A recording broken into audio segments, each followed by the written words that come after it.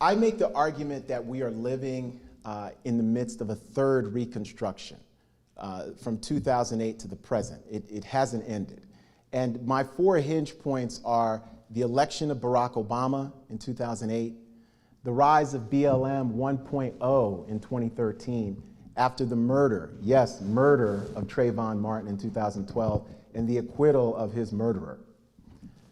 Then the rise of not just Donald Trump, but a Make America Great movement, Great Again movement, that is really a reanimation of the white supremacist authoritarianism that is the Confederate States of America in 2016, that becomes normalized. And then the fourth hinge point is 2020, where we see all these huge juxtapositions amid a global health pandemic after the murder of George Floyd. The response to that murder lets us find out about the murder of Breonna Taylor. And we see the largest uprising in American history, but one that's really global in scope. And during this third Reconstruction, we really see black women and black feminists as really the main articulators of a reimagined democracy. And there's going to be dozens and dozens of examples. Probably the most popular example would be Nikole Hannah-Jones and the 1619 Project, but there are many, many more examples. And in a lot of ways, this period of Reconstruction is very, very similar to the earlier periods because we see the striking juxtapositions. Sometimes, erroneously, Americans think about the future as something that progresses in a linear fashion. History does not progress in a linear fashion. We might argue that time does, but history does not. And what I mean by that is that you can have a historical context, and we see this with the Dobbs decision, where 50 years ago, women's reproductive rights were more secure than they are now in reproductive justice, right? So just because you're in the age of the iPhone doesn't mean you're more free or there's more liberation. It means that there's more modern technology, but in some senses, some people are more exploited in our own historical context than they were in the 19th or the early 20th centuries, right? Not everybody. We have to be very specific about this. And yes, other people have made progress. Barack Obama is a great example of how progress at times can be siloed. Barack Obama, Michelle Obama, there's a whole group of black folks who've made huge progress, yet we have more black people incarcerated now than we did at the end of racial slavery, right? So two things can exist simultaneously, and it's important for us to understand that. Now, this idea of Reconstruction, this third Reconstruction, I juxtapose that in this book with the first and the second Reconstructions. So I argue that the first Reconstruction is the period right after racial slavery from 1865 to 1898. And I bookend that with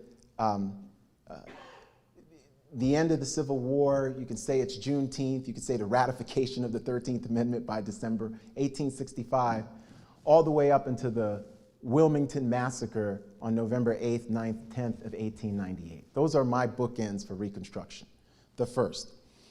The second Reconstruction is 1954 to 1968. Now, I'm going to say this very clearly and explicitly. I'm saying those are the high points of the second Reconstruction. There are decades that predate that are Reconstruction decades, and that post-date that, okay? So the high points, 1954 to 1968. We can take it back to the 1930s and the 1940s and look at Paul Robeson and Ella Baker as an NAACP organizer, Lorraine Hansberry. We can do all of that, right? And we can take it past 1968 and look at the multiracial, movements for radical democracy in the 1970s, 1980s, anti-apartheid, all of that. I do 54 to 68 because it combines both aspects of the heroic period, what I call the heroic period of the civil rights movement, and the Black Power ferment and the Black Power movement. When we think about 63 is also the March on Washington, August 28th, 1963. And that becomes very, very important. King starts that March on Washington speech by saying now is the time to make real the promise of democracy.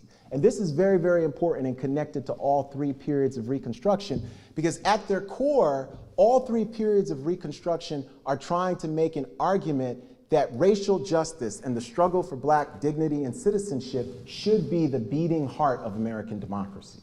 That's what they're trying to do through three periods of Reconstruction. And the I Have a Dream speech, which we just remember for the end, is really a powerful speech that is talking about repair. It's talking about reparations. It is talking about racial slavery. It has a critique of white supremacy. It does say, King says that the governors in Mississippi and Alabama, their lips are dripping with the words of interposition and nullification. Those of us who are scholars of the Civil War and Reconstruction, we know what interposition and nullification are. This is John Calhoun. These are states' rights. This is white supremacy. This is the lost cause, right? King challenges the whole nation in that speech on August 28th, 1963, right? And we can see him becoming further radicalized as the 60s progress. And I write about King in my previous book, The Sword and the Shield, in that way, and juxtaposing him against Malcolm X. Now, I give you that small précis about 54 to 60, really 65, and the Second Reconstruction, really by way of talking about the comparisons between all three of them. When we think about the first, the second, and the third Reconstruction, the main things that I argue in here is that they're connected to narratives and narrative wars between those of us who are Reconstructionists in confrontation with those of us who are redemptionists. Reconstructionists fervently believed in a vision of multiracial democracy. W.E.B. Du Bois coined the term abolition democracy to describe what seemed to promise a second American founding, one where black political, economic, and cultural power would give new meaning to citizenship, liberty, freedom, and democracy. The left wing of the first Reconstruction era's political spectrum, sometimes called radical Republicans, believed in social equality as well as political rights. They saw economic reparations through the redistribution of land in hopes that this, alongside black men's suffrage, would provide a foundation for black political power. Of course, folks like Frederick Douglass and so many other black women as well wanted suffrage for women as well. They didn't have the votes to get that. People made the argument, they pleaded. Martha Jones's brilliant book on black women and voting, Vanguard, takes a longer view on this. But when we think about it, there were folks who wanted women, black women, as well as white women, to have the franchise. Black leaders, such as the fugitive slave turned abolitionist journalist Frederick Douglass, sufficiently impressed Abraham Lincoln that the president came to believe that the most intelligent African Americans deserve voting rights. But Lincoln and other moderate Republicans had initially hesitated on the matter of voting rights for black people. Lincoln agonized over whether black people could ever be fully integrated, both racially and otherwise, into the American political family. Slavery and the anti-black racism it created indeed planted seeds of bipartisan doubt about the moral and political worthiness of black people for full and unfettered citizenship, despite the fact that 200,000 blacks had fought for the Union in the Civil War. And this is important because even during that first period of Reconstruction, not all Republicans were unified around this idea of black citizenship and dignity. Not all of them believed in it politically, believed in it morally, believed in it legislatively and legally, right? And through all three periods of Reconstruction, black folks have never had a political party that has unanimity around this idea of citizenship and dignity, never, up until this day. Black women played a central role in designing a progressive vision of Reconstruction politics, often more far-reaching than what could be imagined by black and white radical Republicans, identifying racial, gender, and economic justice as keys to abolition democracy. And this idea of abolition democracy is important. It's a phrase coined by Du Bois, but certainly when we think about, and now, Angela Davis and so many others, Mariam Kaba, people talk about abolition and policing and punishment. Matt Desmond has the book talking about abolition and poverty. What Du Bois meant by abolition democracy was this idea of not just eradicating systems of punishment, but really promoting democratic systems that allowed human beings, all of us, to flourish, right? And so, in a way, when we think about abolition democracy, it forces us to confront why are there structures of inequality embedded into our institutions? Why are there structures of oppression embedded into our institutions? Reconstructionists embraced America not only as an idea, but as a constantly changing political reality that could evolve into a more perfect union through the collective will of people of conscience. Redemptionists saw America's political future in a very, very different way. Out of the blood and ruins of the Confederate Rebellion came a vow among white supremacists to, quote, redeem, close quote, the South of, quote, Negro domination, close quote, or perish.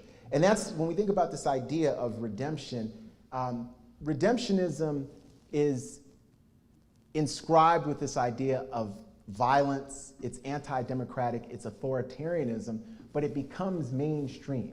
That's what's so important. What are the stakes of this idea of Reconstruction? Reconstructionists and supporters of multiracial democracy, if we tell ourselves that narrative, state by state and nationally, we come up with different outcomes. We come up with different debates. We may not all agree on what the best course of action is, but our menu of options is altered dramatically. If we come up with a redemptionist vision and perspective on our current political troubles, what we do is, and we can see this, I'm thinking about Florida, I'm thinking about Texas, the attack on our systems of education, the attack on voting rights.